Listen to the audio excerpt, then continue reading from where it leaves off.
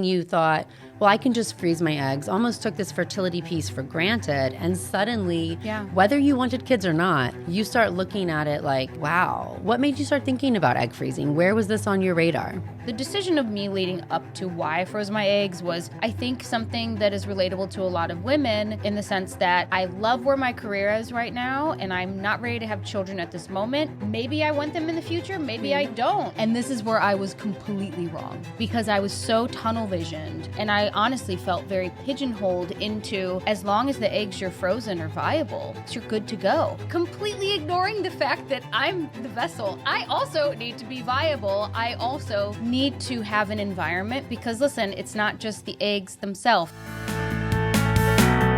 Welcome back to the As a Woman podcast. I'm Dr. Natalie Crawford, and today we're talking about a topic that so many women are thinking about, but not enough of us are talking about out loud: egg freezing. Joining me is the incredible Katie Duke, nurse practitioner, creator, and fearless voice in healthcare and beyond. She's here not just as a clinician, but as someone who's frozen her eggs herself and is ready to share the why, the how, and the very real story behind it. In this episode, we're diving into the facts about egg freezing, what it is and what it isn't, how to make an empowered decision when your life path doesn't follow a perfect timeline, and why owning your fertility is about power, not panic.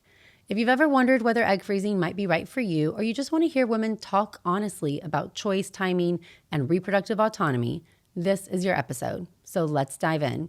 Katie, thank you so much for being here today. Well, thank you. I am always happy to come and chit chat with you. Oh, well, I wish we could spend more time together, but I'm honored to have you on the show today. And I know this is a topic you and I've talked about in the past, and I know so many times brings up some vulnerable emotions. So I'm just going to start by saying thank you so much for being willing to share this with everybody. Of course. I'm an open book, sure, vulnerable emotions, but life would be kind of boring if we weren't all emotional train wrecks every now and then. I love it. Exactly. This is what we're going there. We're going there. Well, I know we're going to get to your story, but I'd like to start by diving into what made you start thinking about egg freezing. Where was this on your radar? So, funny story. No one talked about egg freezing growing up. I'm 43. I was born in 1981. The best generation there is. Shout out to the millennials. But one thing I think back about is that I never knew what egg freezing was. I didn't know what it was in my 20s. Well, it was experimental then, so that's why you didn't know. Great. But I think about what would, granted, if it was experimental, that's one thing. But for the young girls who are in their 20s now, think of what we can do for them, the decision and the power that we can put in their hands if they know about this in their 20s. Mm-hmm. Flash forward, I was 36 when I froze my eggs. And the reason I froze my eggs was because, listen, we can just be all the way transparent. I have a lovely habit of making consistently bad decisions with men. I guess that'd be its own podcast episode in and of itself. But I always have made very bad decisions with men. So here I am. I'm 36 years old. I'm in a relationship with somebody who I was thinking had great long-term potential, but I am in the peak of what feels like the essence of my career as a nurse practitioner, and I'm really getting things rolling with my career as a creator. I have my own creator business. I'm getting brand partnerships. I'm doing a lot of keynote speaking, and I am enjoying all of this. Also, said boyfriend at that time and I were not in a monogamous committed relationship. We definitely weren't talking about marriage. But, me ignoring all the red flags, I'm like, no, he's definitely the one. I'm going to freeze my fucking eggs because this is obviously the man I'm going to marry. So I finally decided I'm going to look into this because, can't be that bad, right? I'm 36. I'm young. You are young. I'm young. And I'm thinking this is just going to be something simple as I go see my OBGYN. She refers me out to an egg freezing clinic. I look up some things online. It shouldn't be that difficult, right? Oh, my, how the tables turn. So I eventually look into, not only a referral from my OBGYN, but I look into, the Googleverse, and I find that there's these marvelous clinics. And so I eventually started doing my research. So the decision of me leading up to why I froze my eggs was, I think, something that is relatable to a lot of women in the sense that I love where my career is right now, and I'm not ready to have children at this moment. Maybe I want them in the future. Maybe I don't. But how about a little insurance plan? I love that. One thing I think is really important, and it sounds like this is the case, is I see so many women who are waiting for their gynecologist to bring this up, thinking, well, I must be okay because my gynecologist didn't tell me to go freeze my eggs or talk about my fertility. Yeah. And that's not the case for you, though. You had to really decide on your own to ask about this or to get information about it, because it's not something that just waiting for somebody to tell you to do it is the right answer. Yeah. So I've actually had the same OBGYN for 16 years now at this point. Dr. Lona Prasad at NYP Cornell, shout out Lona, my girl. She actually would consistently always ask me, you're on birth control, let me know when you're ready to come off and we can talk about some things. But it wasn't ever like a forceful conversation. And I think that she knows that again, I don't feel that she would be one to like force the conversation, but I never felt like she was withholding information. But I do feel that there's a space for not only patients to feel empowered to have these conversations with their OBGYNs, but also that OBGYNs can kind of test the waters a little bit and say, hey, listen, 20-something-year-old girl, 32-year-old woman, do you want 20-something-year-old woman? I'm not saying 20-something-year-old girl, hey, kiddo, hey, have you thought about what you want to do with your fertility down the line? But so like the conversations, they were just lightly danced around. Yes. And I'm thankful that they were danced around, because I don't think if they were not at that point, I probably would have been completely out to lunch. No one in my family's ever frozen their eggs. No one I know personally had ever frozen their eggs. None of my friends, no one in my circle. It wasn't something you were familiar with. Never. In fact, you were the only one that I know who was talking about it. And obviously, that's your specialty. That is that's your meat and taters. That's your bread and butter. But it's just this thing that no one talks about, especially for our generation. So I think it's a great point. And I always tell my OBGYN friends that I wish in the same sentence when you said, are you trying to get pregnant? What do you want for contraception? And we talked through those options. The second half of that question was, well, do you want kids one day? Yes. And what does that mean, right? Yes. What age? Yeah. What's your age? And should we test your AMH? Yeah. And How about the one day? So I always feel like it's two sides of a coin that, and I went through OBGYN training, we're so focused on preventing pregnancy, which is important. And of course, if you're not ready to be pregnant, we want you to have reliable and accessible contraception. But the second half of that coin is often danced around. We're really saying, but what do you think about this? And should we consider testing your fertility or freezing your eggs, or at least having a more open discussion about that? Yeah. You said something earlier. You said, I thought I might want an insurance policy. And I want to catch on this because so many people say this.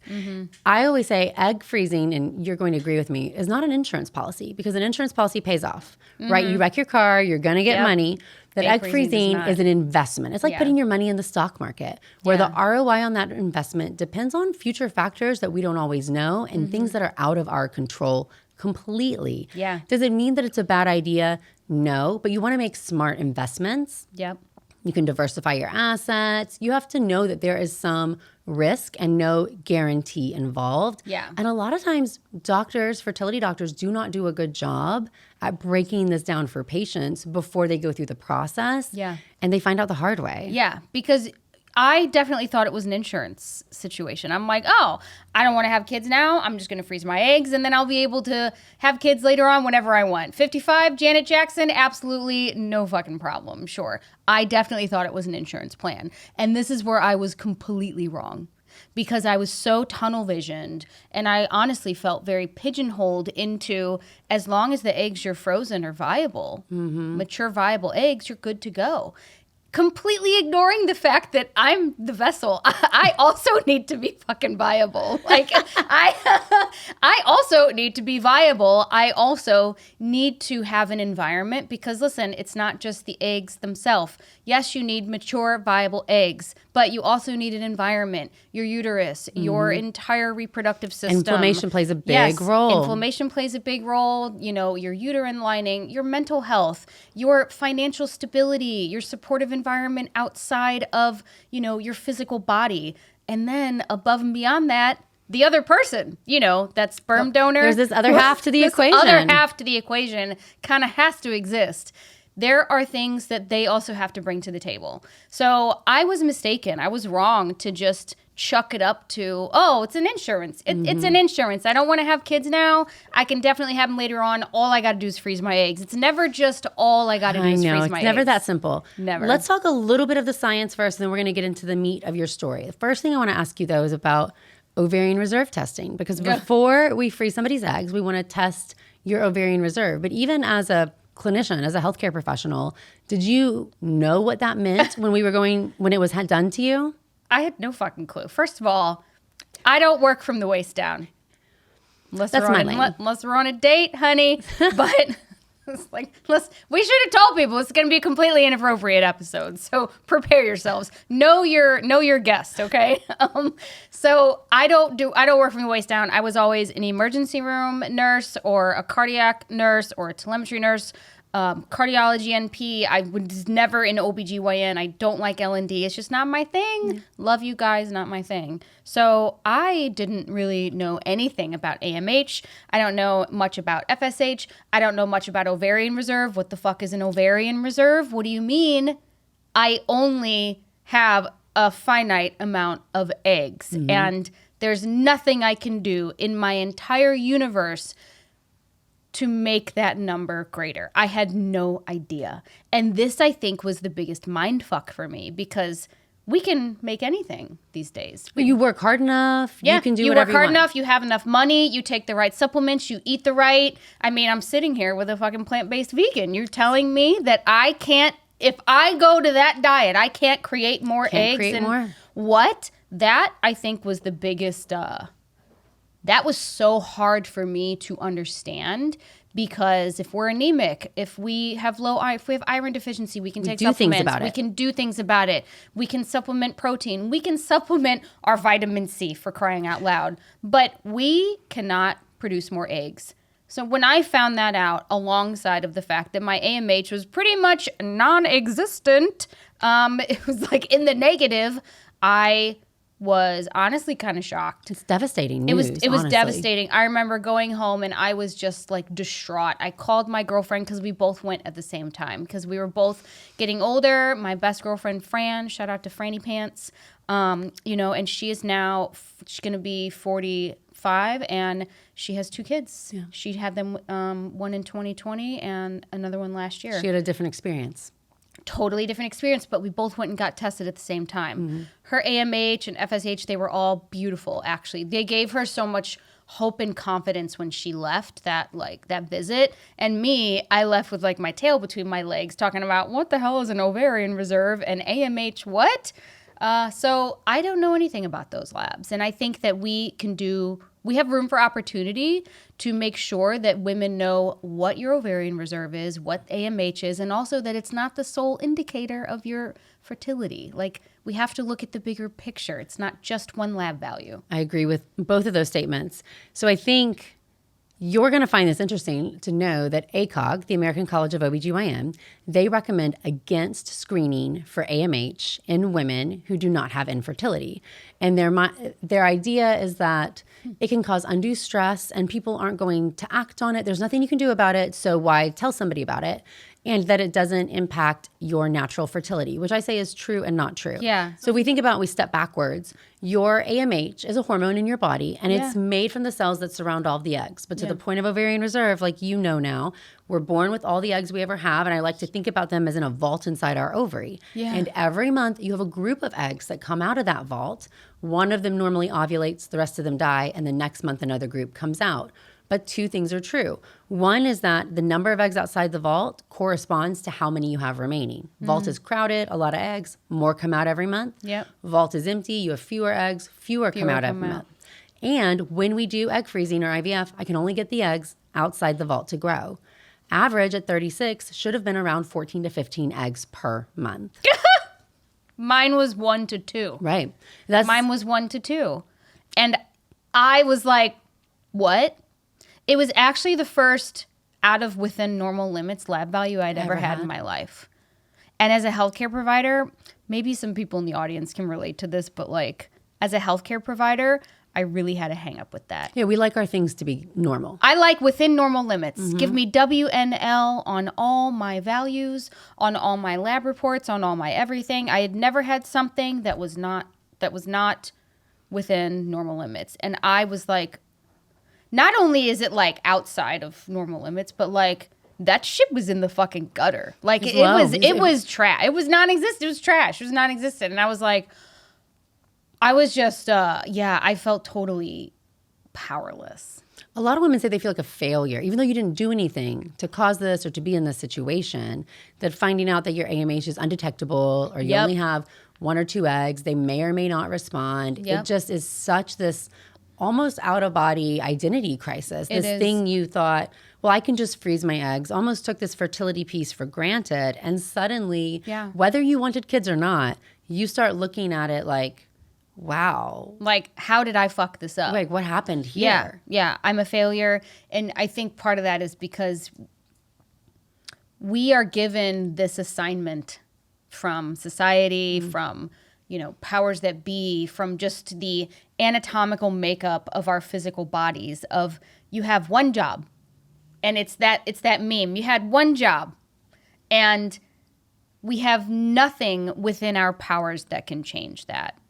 And that I remember feeling so incredibly powerless. And I remember feeling like I failed, but the feeling overarching for me was that powerlessness. And I'm like, what do you mean there's nothing I can do to change this? Like, what do you mean?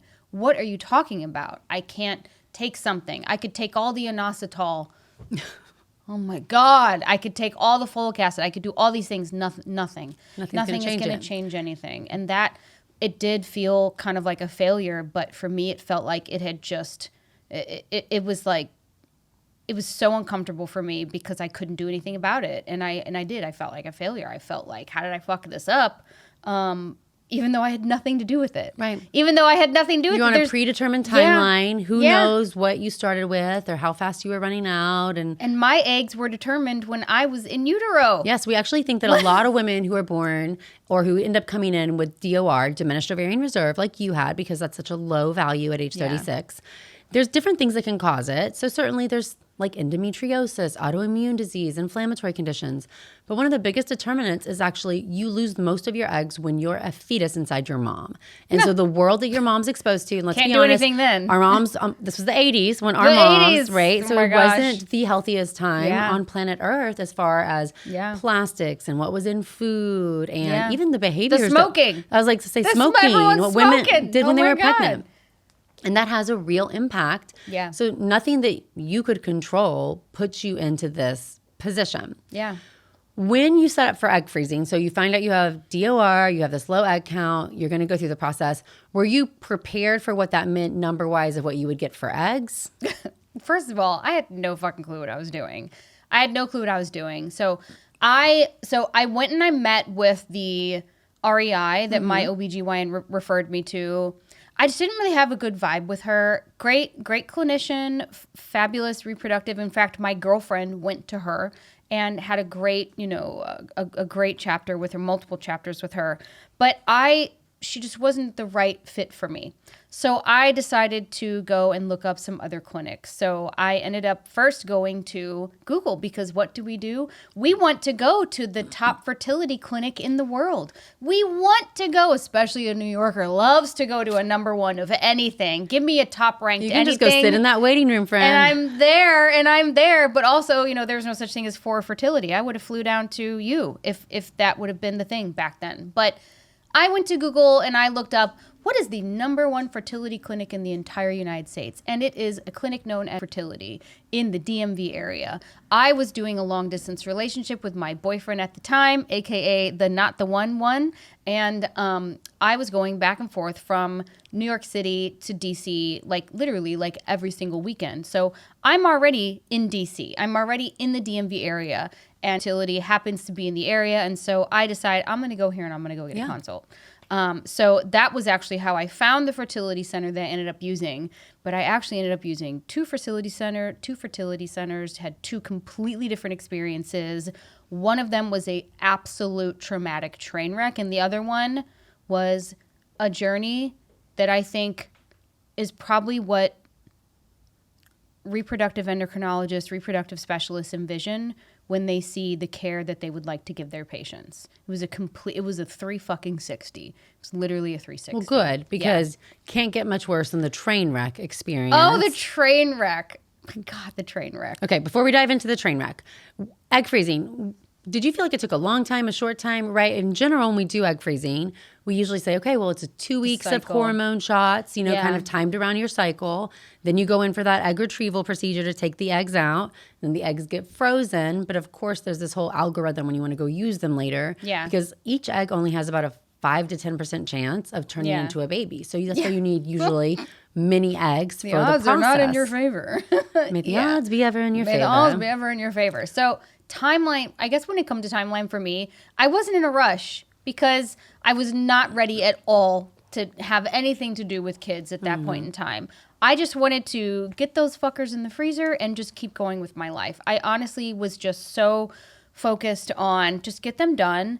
And again, even though my doctor had told me you have diminished ovarian reserve, your AMH is undetectable, even your ultrasounds are showing like 1 egg. Like during your peak time of ovulation, like this is bad. In my arrogant, my mom would say hard-headed mind, often quite stubborn, it was, this is fine. I'm going to take some drugs. Yeah, the drugs will make it better, drugs right? Drugs will fix everything.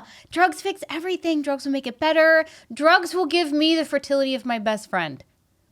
And that was a completely unrealistic expectation I had. But again, as I mentioned earlier, I love to ignore a red flag. I love creating unrealistic expectations for myself. It's one of my toxic traits, but we're all about ownership in 2025. Right, personal growth and development is owning those things about us. So I thought that my timeline would just be, just get in there and get it done. Maybe, 1 cycle. So I did do the 2 weeks of medication. So I went through 2 cycles at Generation Next Fertility in New York City with Dr. Janelle Luke and Dr. Edward Najat. And they each looked very differently because they each had completely different approaches, which is also something I was ignorant of. I didn't realize it was you can personalize it's like an omakase.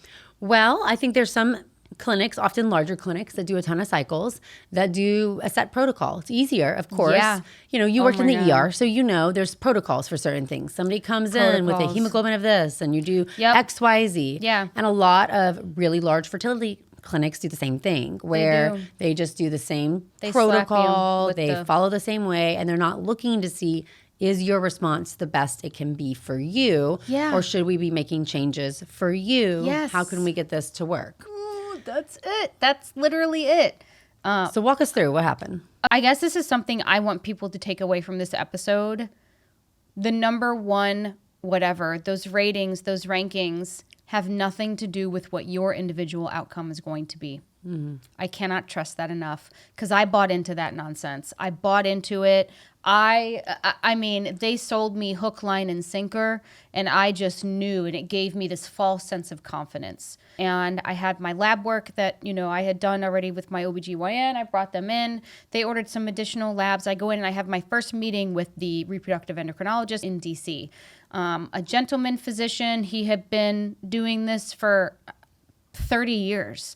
So I immediately had this, really nice reassurance, this confidence. And of course, in the waiting room, they have photos. All the babies. All the fucking babies, bro. Photos lining the walls and news articles and stories and media propaganda.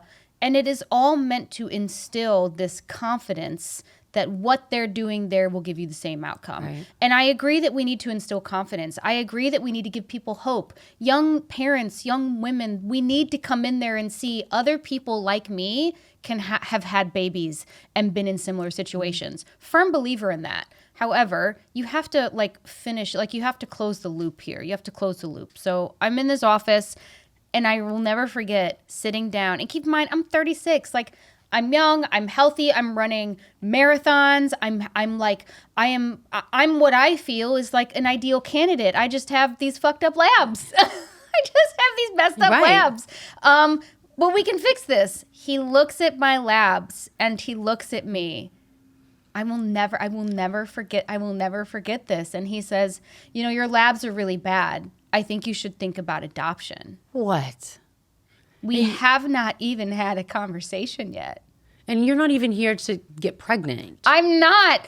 I just want to preserve whatever fertility I have because left. any eggs are better than no eggs. Any eggs are better than no eggs. Like famous last words. And I said, okay, thank you. Thanks. But I'm here. I have my money. I insurance isn't paying for anything. I said, I have my money. I have my time. I want to do this. So like, can we at least try? Like, I'm not 50, like nothing against 50-year-olds, but like, my God, like I'm not, he made me feel so broken. Oh. He made me feel so broken. And before you'd even had a conversation. This was the first conversation. And I remember looking at him and I said, you know, I'm a nurse practitioner and I have never, ever imagined a scenario where I would ever make a patient feel like this because I'm your patient right now. I'm glad you said that. I am your patient right now. I said, I need you to tell me about like what my options are.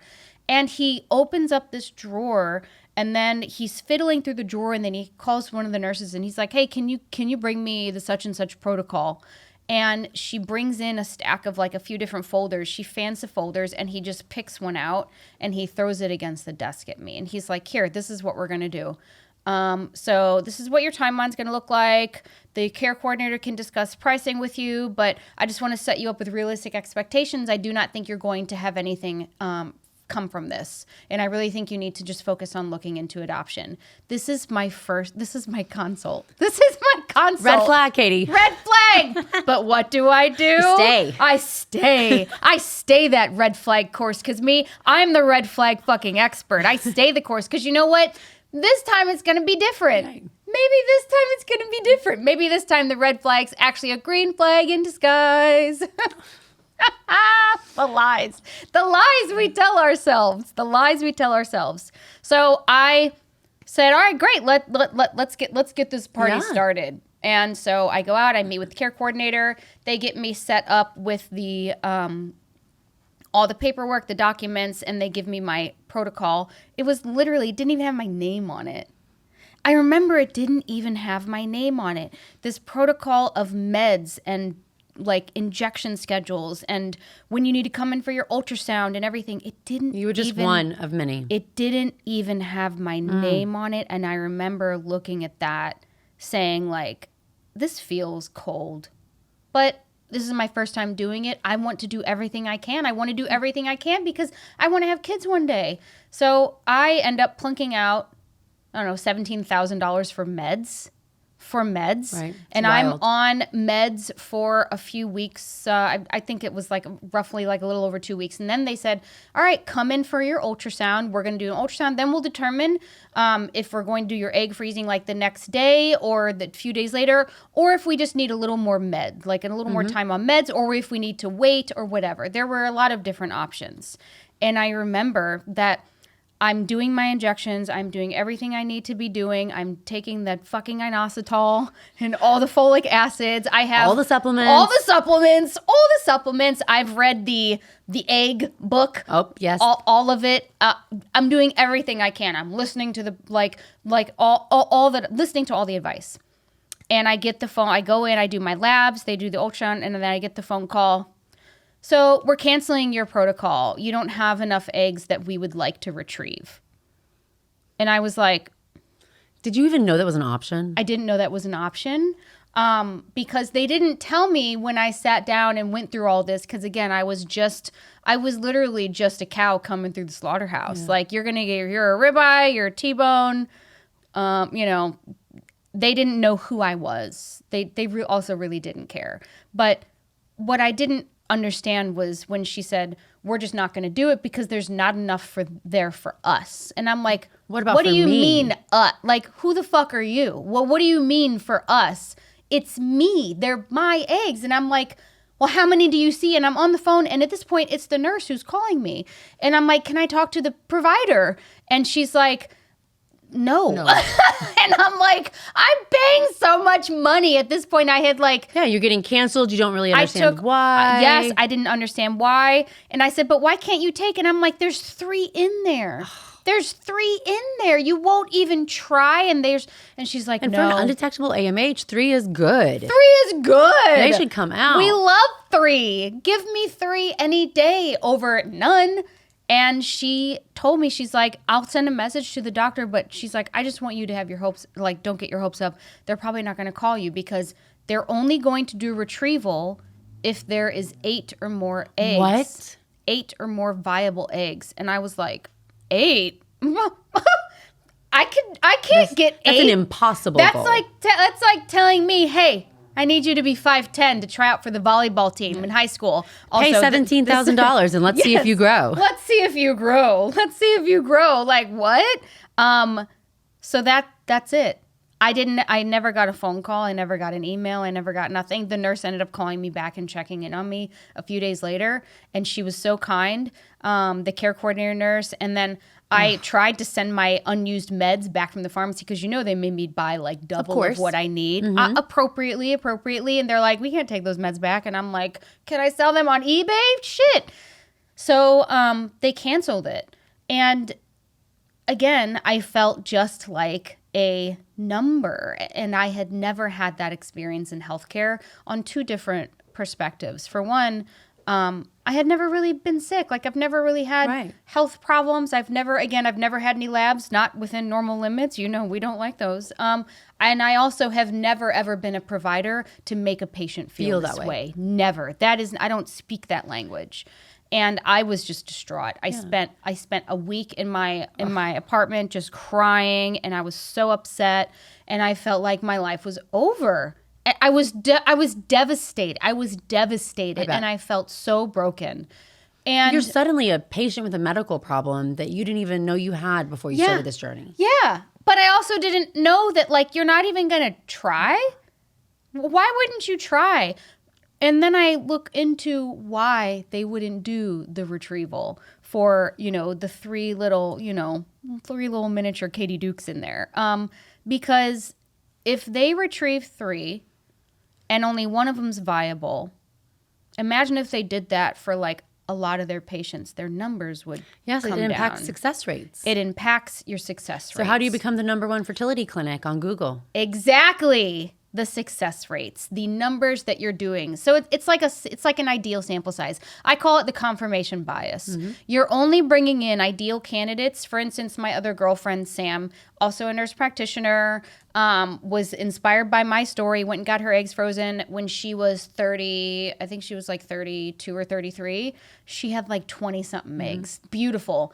She's the ideal candidate. Of course you're going to be the #1 clinic in the fucking U.S. because everyone you're doing has fabulous, beautiful. You've got a beautiful ovarian reserve. You are 5th Avenue in New York City. There's surplus everywhere. Me, I'm the Lower East Side. I'm kind of struggling. Okay, I'm kind of struggling. Real life. Like, but I'm real life. No diss to Lower East Side, anything. Okay, I'm a New Yorker. I can make these fucking jokes. Okay, get off my back. But that is the situation. Yeah. That's what happened. And then I realized, I was like, oh, I'm one of those. And I felt so damaged by that. And I shouldn't have felt that way because I'm not damaged. I'm not broken. No. I am not damaged. And I went out on like a hellhole mission. I started recording podcast episodes about it. I wanted to tell everybody. We became friends around this time. We became friends around this time. And I remember like seeing you from afar and wishing that I would have reached out earlier, but also wishing that I would have had you in my younger days, which is why I love so much of what you're doing right now, because our generation didn't. We didn't get it. Our generation didn't have the gift of Natalie Crawford, and like the gift of like Fora Fertility, or like the gift of just the awareness of having all this information.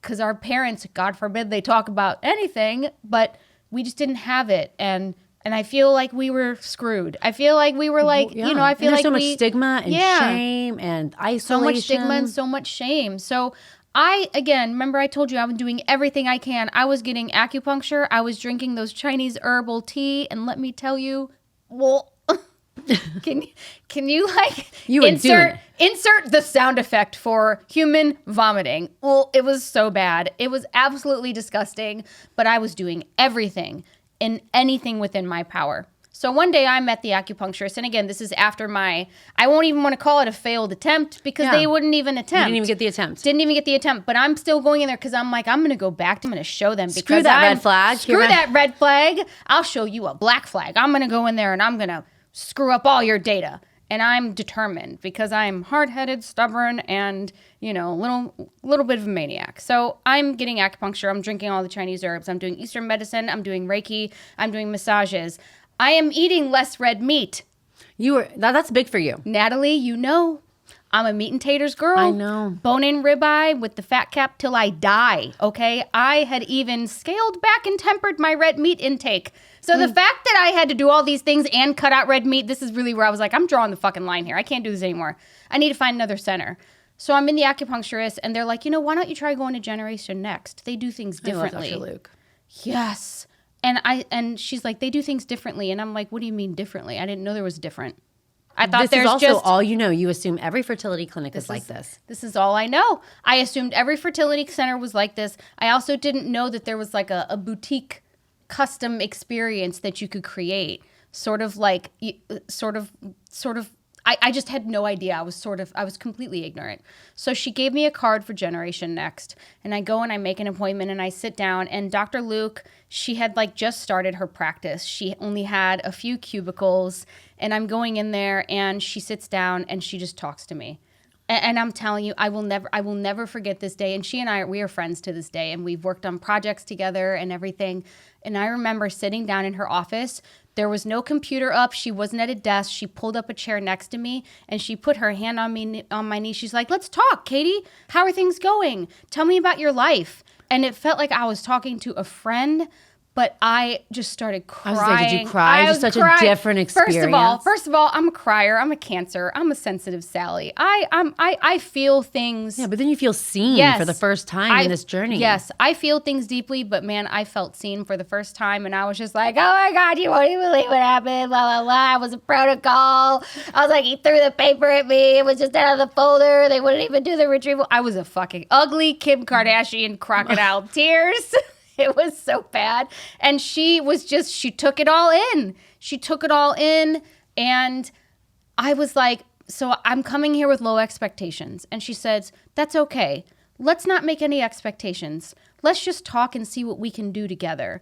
And then she explained to me that she had what was called a natural approach to egg freezing. She's like, first, let's try something and see what your body does on its own. I will never forget these words. She said, let's first try to see what your body does on its own because it's not broken. We just need to learn how it works. Everybody is different. Everybody is different. So I don't use protocols here. She says, I give everybody their own individual plan. So let's try this. And we did we tried some with Clomid and just some PO meds and estrogen and, patches and all that stuff. And we tried that. And for that first retrieval, again, by this time, I had exhausted my savings. Right. I had no insurance coverage. I had just spent almost $20,000 on something that gave me nothing. And so I had told her, I said, I can't spend another $20,000. It's not that. I'm not going to waste everything I have. You don't have endless resources. To kill this. I don't have endless resources. And so she took that in mind. And so the first protocol we did was more of a natural protocol. And then I was like, but before we get started, I need to know, if you only see 1 or 2 eggs, are you gonna cancel me? Are you gonna not do it? She's like, no. Why would I do that if you have 1 or 2 good eggs? And I was just like, I every day it was just like, where were you a year ago? And so I did this protocol with her. And again, I was trying to save money, and I did my egg retrieval without anesthesia. Oh, friend. I would not recommend. No, I don't recommend that. I would not recommend that. But she did give me a Valium and a Percocet right beforehand. Okay, it's better than nothing. It was better than nothing, but again, 1 star, would not recommend. 1 star, would not recommend. It was It's a very long needle that goes through the vagina to access the ovaries. Yes. And it's something that I do not recommend being awake for. Yes. Say that. So I was awake, and I also had no meds. So wouldn't recommend. But again, they made me as comfortable as I could have been in that situation. And they also respected my resources and my decisions. And out of that, they retrieved 3 eggs. Amazing. And one of them was mature and viable and went right in the freezer after they did all of the testing and genetics and everything. And I remember that next week when she was talking to me and she's like, we got one in the freezer. And I'm like, one in the freezer. And she also, again, always has to bring me back down to earth. Now, just so you know, it has a 5 to 10% chance of this and blah, blah, blah, blah. And I'm like, that's fine. But that's better than a 0% I'll take the chance because in this point, I had nothing. Right. I had nothing. So then she's like, let's do another one. I think your body is still working very good. And you're not broken. She just kept reassuring me that I was not broken. And I needed that because I felt so broken from old white disgusting man. Fertility. I don't even remember his name. I do, but we won't say that. But so I went and started the second protocol, and this one we started doing injections. We did meds and we did injections. And again, for that one, did the retrieval also. Again, that was much more bearable because she was like, I'm going to give you a pharmacy where we can get your medications at a discount. We're going to order your meds. Some of your meds we're going to order from a pharmacy in China. She is from China. She has connections there. I trusted all of her resources. And then the other meds, she had wholesale relationships with some of the pharmacies in New York City. So I got my meds for around like $6,000. So much better. So much better. And then on that retrieval, she was able to put 2 mature viable eggs in the freezer. It's incredible. So I have 3 in the freezer. 3. Some people would see 3 and be like 3's not worth it. We're not even going to do 3. But to me, 3 is everything. 3 is everything because, again, any eggs are better than no eggs. Any eggs. Thank you. Does it kill you a little bit to feel like that number could be 6? Yeah. Right. It does. Because I'm a type A healthcare provider. It also because I am somebody who feels like I wasted my time and my money and my energy and my emotion on going to a place that didn't find me worthy of effort.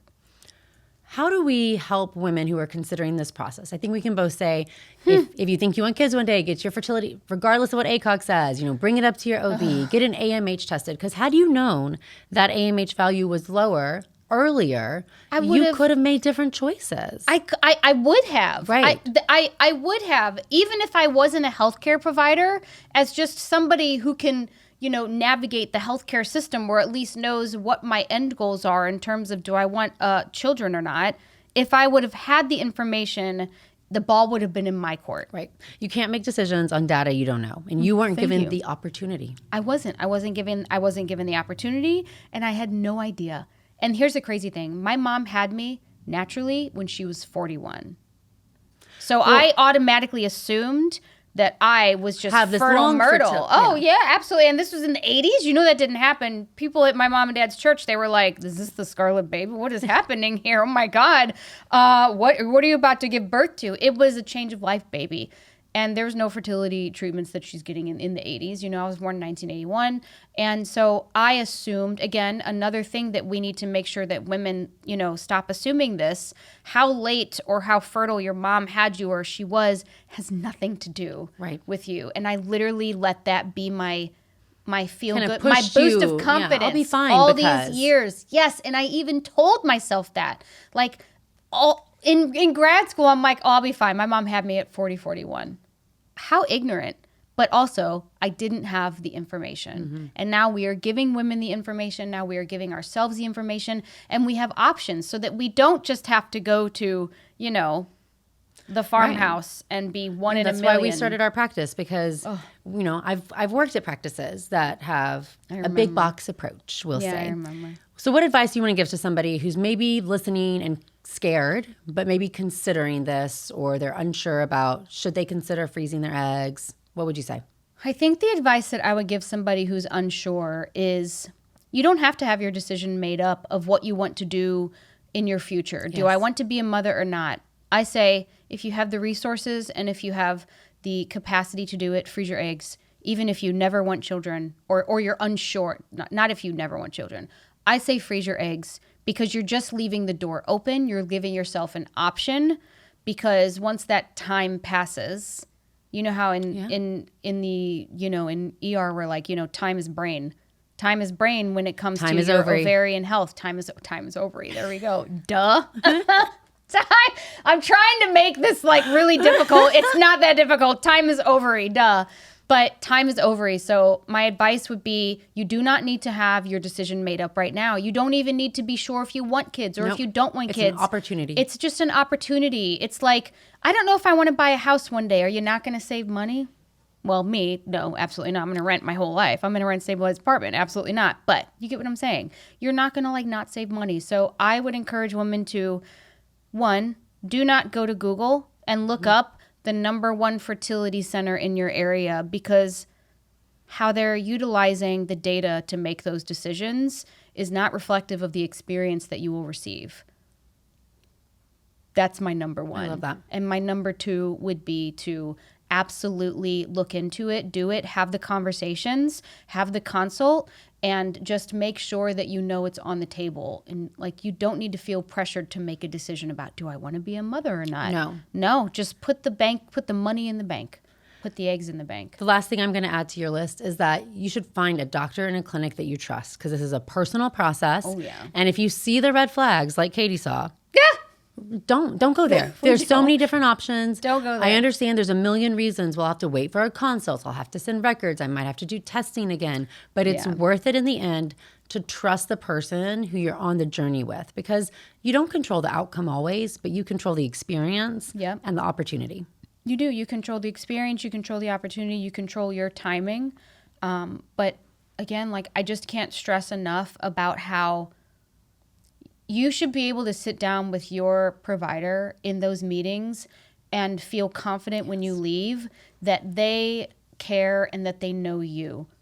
And like, that is just such a priceless experience. So if you have to shop around a little more, if you have to look into more groups on social media, if you have to listen to more As a Woman podcast, if you have to, you know, do more research or find out more word of mouth, take the time to do it, because this time and your mental like health with this is so precious, because the wrong provider can make you feel damaged and broken, and you should never feel that way. You should feel loved and empowered and embraced, because you're not broken.